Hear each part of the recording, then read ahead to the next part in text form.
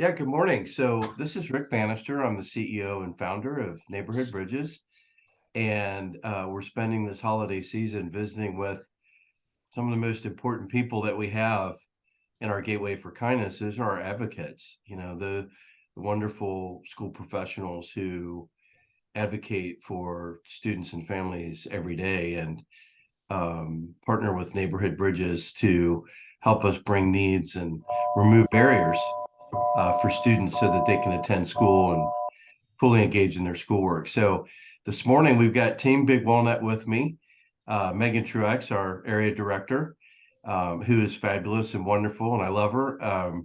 Does great work leading the charge in Big Walnut. And we also have Jeannie Collette, and you're in the high school, right, Jeannie? Yes, I'm one of the counselors at the high school.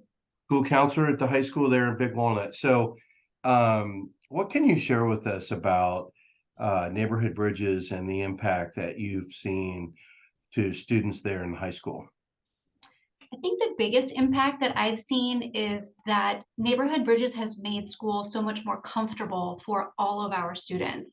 So if a student has an immediate need or an issue, they can come to the nurse's clinic or they can come to the counseling office, and we can get them whatever they need to carry on their day here at school as uninterrupted as possible. So just knowing that we've made school a little bit more comfortable or significantly easier for a student by removing a barrier um, is amazing. Yeah, that's great. I mean that's exactly what that's my dream to hear that is to it's beyond just meeting the need. It's really about letting that student know that they belong there and they're a part of the school community and that people love and care for them when they're at school. So, do you have any specific examples of needs that were filled or reactions that you saw, or just how that might have impacted a student that you work with? Sure. So what might seem like a smaller need that benefits so many of our students would be something like when we post that we need clothing. And that might not seem like a big deal for the counseling office, but we go through a lot of clothing. Lots of things happen at the high school and probably all levels where a student might need an article of clothing that maybe would have sent them home previously and they would have missed the rest of school. But instead, we're able to accommodate that quickly, quietly, privately in the counseling office or the nurse's clinic, and they can go about their day and not miss any more school than necessary for that. And it's very private, so they don't feel hopefully embarrassed or um,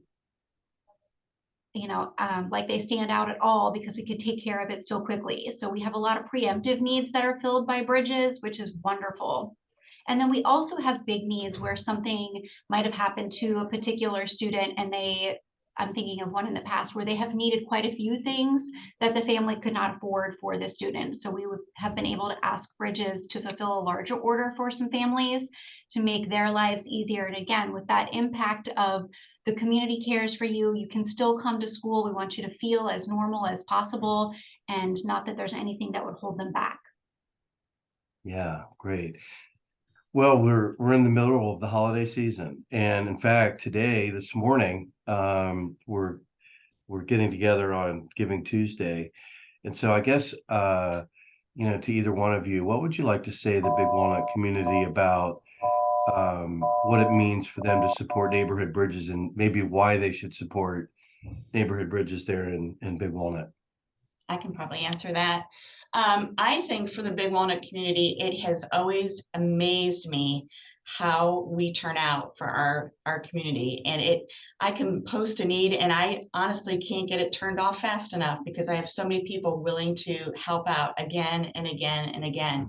And I think it's amazing that 100% of what they donate financially goes right back into our community. And so when you have a community that's as giving as they are, I think it's great to know that it is staying all right here and the impact is happening right here in our own community. Yeah, I've shared this with some others, but when I created Neighborhood Bridges, it was really a bet on humanity. I was pretty sure that if people were aware that there were these kinds of needs of our school children, they might be surprised, but they would come forward in droves.